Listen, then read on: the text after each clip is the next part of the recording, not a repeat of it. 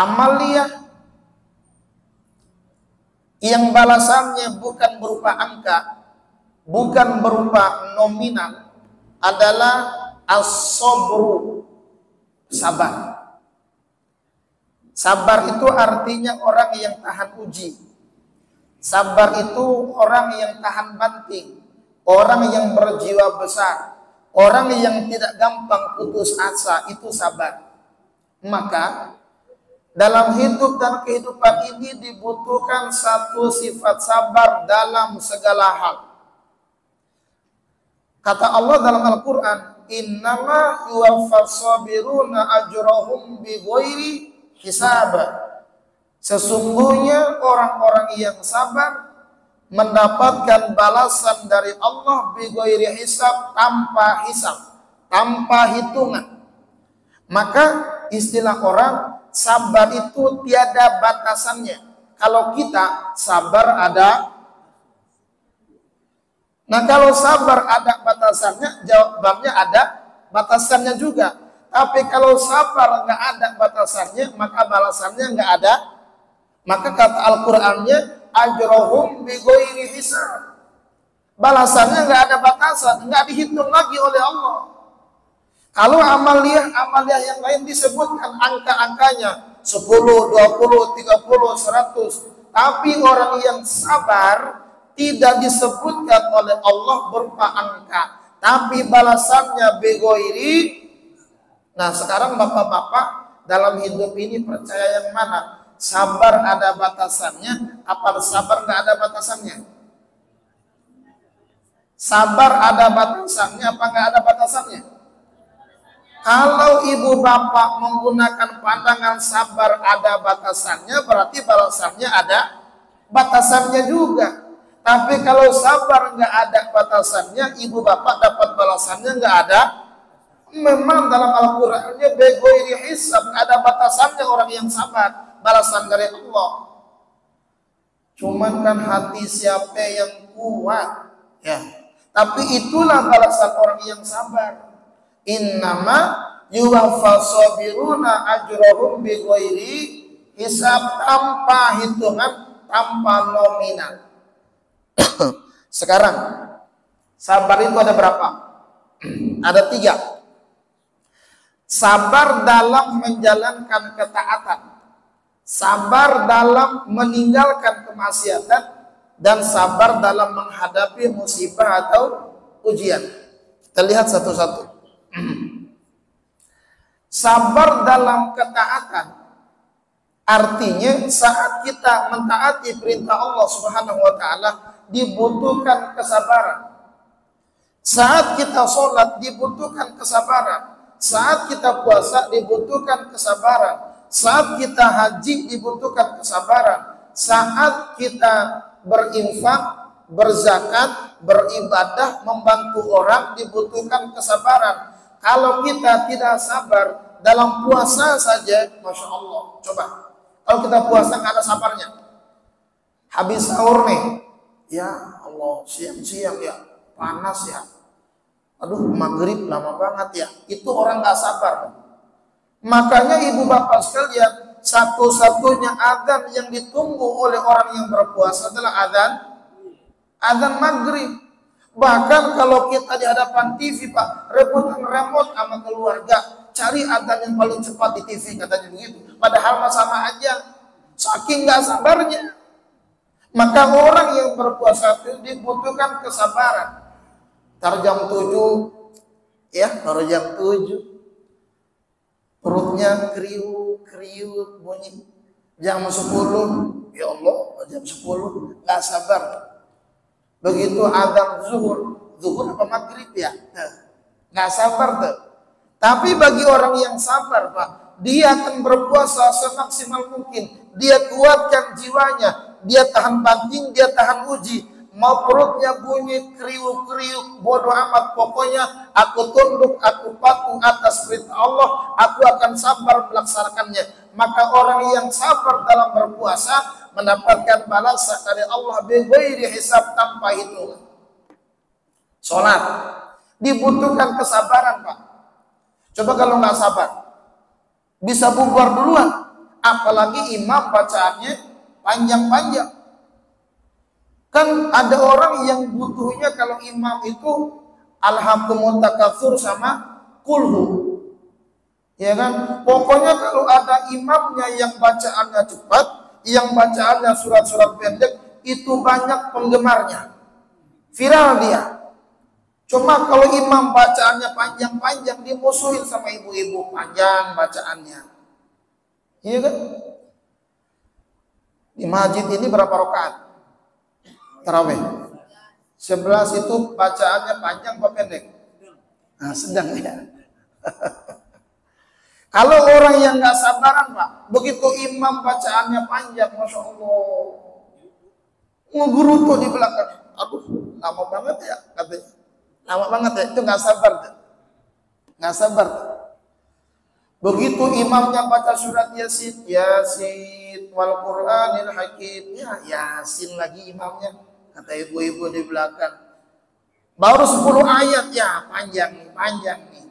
Ogah sholat di Masjid Al-Ihsan dah, pindah ke musola yang satu. Kebetulan hari besoknya imam yang tadinya baca surat Yasin pindah ke musola sono juga, sampai di sono, iya dia lagi surat Yasin nih.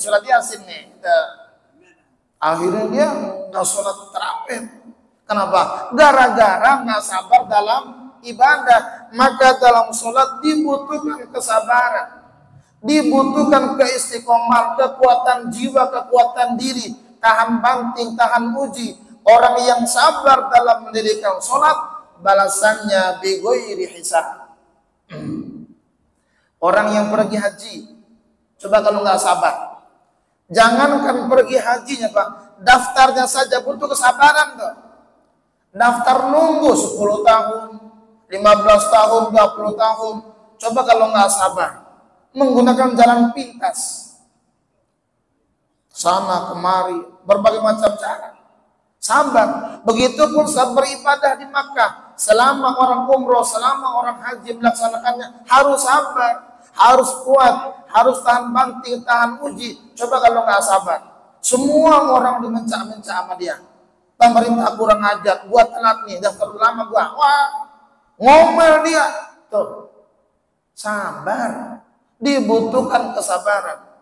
Apalagi pada subuh kali ini, jemaah sekalian, duduk kita di masjid ini dibutuhkan kesabaran. Coba kalau nggak sabar, gerutu kita, ceramah lama amat dia. Ngomel dia. Paling juga kalau ceramah ngomongin yang baik laksanakan, yang buruk tinggalkan, paling juga itu yang diomongin. Menggerutu dia, sedang ceramah malah ceramah jamaahnya.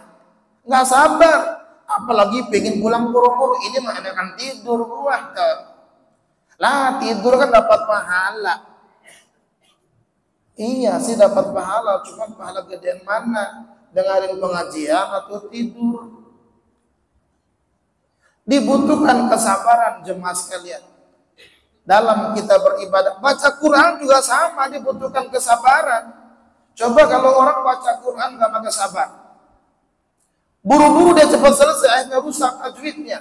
Tapi bagi orang yang sabar, di dalam dia baca Quran, dia telaten, dia baca Qur'annya, dia istiqomah, dia baca Qur'annya, dia tekunin dengan baik, maka orang yang sabar dalam baca Qur'an, pahalanya naik, nanti dapat balasan tanpa hisab.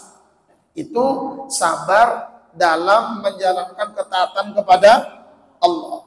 Yang kedua, sabar dalam meninggalkan kemaksiatan. Biasa kalau ada orang nih yang biasa main judi, dia tobat. Saat meninggalkan perbuatan judi, dia tobat menuju ibadah kepada Allah. Maka selama dia tobat harus kuat, tidak boleh kembali ke dalam permainan judinya. Itu orang yang sabar meninggalkan perbuatan judi. Kalau dia kembali, nggak sabar tuh.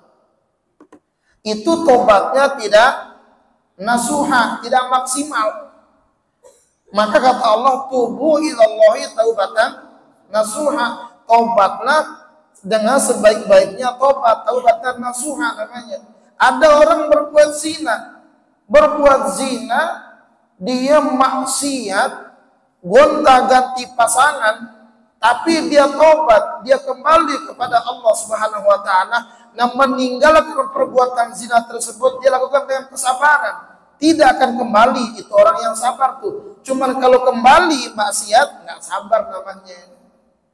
Ada orang yang selama ini suka nipu, suka maling, berbuat curang, lalu dia tobat, kembali kepada ajaran Allah, kembali kepada agama Islam, dia sabar meninggalkan perbuatan buruknya. Kalau dia sabar, itulah orang yang mendapatkan balasan yang bighairi hisab. Dibutuhkan kesabaran kita jemaah sekalian dalam meninggalkan kemaksiatan. Yang ketiga, sabar dalam menghadapi musibah, sabar dalam menghadapi ujian. Dalam hidup dan kehidupan ini pasti ada yang namanya ujian. Tiada satu orang pun yang luput daripada ujian jemaah sekalian. Enggak ada orang yang luput daripada ujian. Selalu ada saja ujian dalam kehidupan ini. Mana di antara ujiannya? Dari anak kecil saja. Anak kecil, ujiannya ada. Apa ujiannya? Saat dia bisa berjalan. Ujian belajar berjalan. Lagi mau berdiri, jatuh lagi. Nangis lagi. Ada ujian tuh. Sudah bisa berdiri, belajar berjalan. Ngelangkah 2, ngelangkah 3, jatuh lagi. Ada ujian tuh. Besar sedikit, belajar lari. Lari baru jauh sedikit, jatuh. Ada ujian. Pasti ada ujian. Naik lagi sedikit. Naik dia. Sampai dia remaja. Ujiannya muncul lagi. Sampai dia remaja. Ujiannya apa? Lagi jiwanya bergejolak. Berbagai macam godaan dunia muncul menghadapi dirinya. Muncul ujian. Nggak luput daripada ujian. Sudah dewasa, umurnya 25 tahun. Menghadapi ujian. Apa ujiannya? Mencari pasangan hidup. Ujian. Pokoknya kalau nggak ada pasangannya, dibully sama kawannya. Ujian. Ujiannya luar biasa. Begitu sudah menikah, dapat pasangan. Begitu sudah menikah, dapat lagi ujian. Apa ujiannya? Belum punya anak. Kata orang sudah nikah setahun, ente sudah hamil? Belum. Dibully. 2 tahun menikah, belum ada hasilnya. Nongkrong ke sana kemari, dibully. Ente bisa kagak bikinnya? Sampai digituin sama orang. Makanya orang-orang nikah itu Pak, punya anak itu susah-susah gampang. Ada yang setahun sudah nikah, belum punya anak. Kadang-kadang belum nikah, sudah punya. Mana dia orangnya? Begitu. Coba lihat. Ibu bapak sekalian, ujian tuh. Pas sudah punya anak, ada lagi ujiannya. Masya Allah, datang lagi ujiannya. Tiada yang luput daripada ujian. Punya anak 1 ada ujian, punya anak 2 ada ujian. Belum dia sakit, belum ini, belum kondisi dirinya. Kita pribadi Pak, Masya Allah, peningkatan umur itu ada ujiannya. Memasuki umur 10 tahun ada ujiannya. Memasuki umur 20 tahun ada ujiannya. Memasuki umur 30 tahun ada ujiannya. Memasuki umur 40 tahun ada ujiannya. 50 tahun mulai muncul tuh berbagai macam penyakit. Duduk lama, kesemutan. Ujian. Mulai itu pasti ada ujiannya. Nggak luput daripada ujian. Makan ini salah, makan itu salah. Nafsu mah pingin nafsu. Ngelihat sate maunya diembat semua. Cuma gua darah tinggi. Ngelihat durian ingin diborong semua. Nafsu bicara. Kolesterol muncul. Mulai itu. Asam urat ada. Semua ada ujian. Maka menghadapi ujian ini dibutuhkan kesabaran. Bagaimana? Dibully orang, sabar. Iya kan?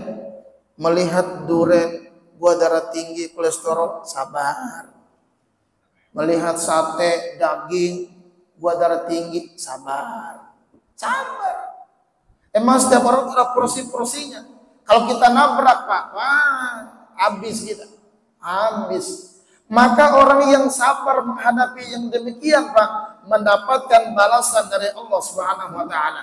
Nih, kalau kita membantu orang, saat kita membantu orang, ada saja ujian yang menghampiri kita. Oh, berbagai macam ujian. Kita menghadapi orang, kita sudah membantu orang, kita sudah memberikan kebaikan kepada orang, kita tetap dibully sama orang, dibutuhkan kesabaran dalam itu semua. Kalau nggak sabar Pak, habis kebaikan kita.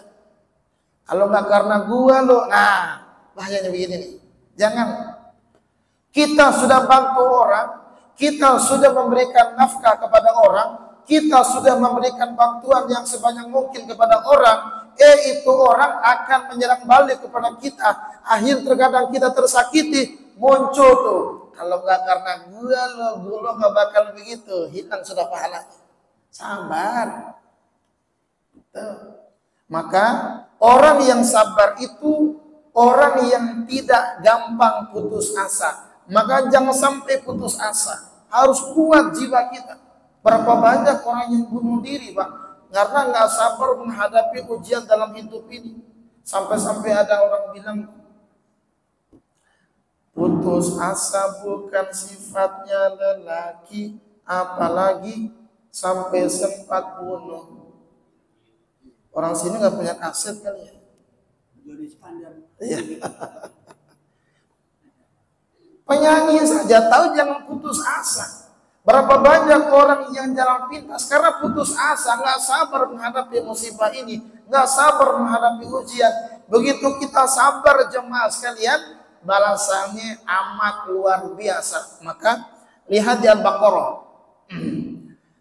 Walanabluwannakum bisyai'im minal khaufi wal ju'i wa naqsim minal amwali wal anfusi wat thamarat wa basyiril sabir. Allah menyebutkan tuh musibah di sini, ujian di sini. Ada yang namanya ujian itu berupa kelaparan, kehausan, kekurangan buah-buahan, kekurangan kenikmatan, ya kan? Sampai ada orang yang meninggal dunia. Tapi kata Allah, wa basyiril sabirin, ada kabar gembira dari Allah. Alladzina idza asabatuhum musibah qalu inna lillahi wa inna ilaihi raji'un. Ulaika alaihim salawatun min rabbihim wa rahmah. Lihat, sesungguhnya mereka yang sabar menghadapi musibah. Orang yang sabar Pak, disolawatin oleh Allah. Kalau selama ini kita bersolawatnya kepada baginda Rasul, Allah bersolawat kepada orang-orang yang sabar. Saking orang yang sabar itu mendapatkan apresiasi yang tinggi dari Allah Subhanahu wa taala. Lihat di surat Al-Mulk. Tabarakalladzi biyadihil mulku wa huwa ala kulli syai' alladzi khalaqal mauta wal hayata liyabluwakum ayyukum ahsanu. Woi, hafal semua ini ya. Langganan nih surat Tabarok kata orang. Coba lihat. Dia Allah yang telah menciptakan kematian dan kehidupan. Kematian yang diciptakan oleh Allah merupakan ujian. Terus kehidupan diciptakan oleh Allah ada ujiannya. Liyabluwakum, untuk menguji kalian semuanya. Pertanyaannya, kenapa diuji oleh Allah? Kenapa diuji oleh Allah? Lihat ayatnya. Ayyukum ahsanu.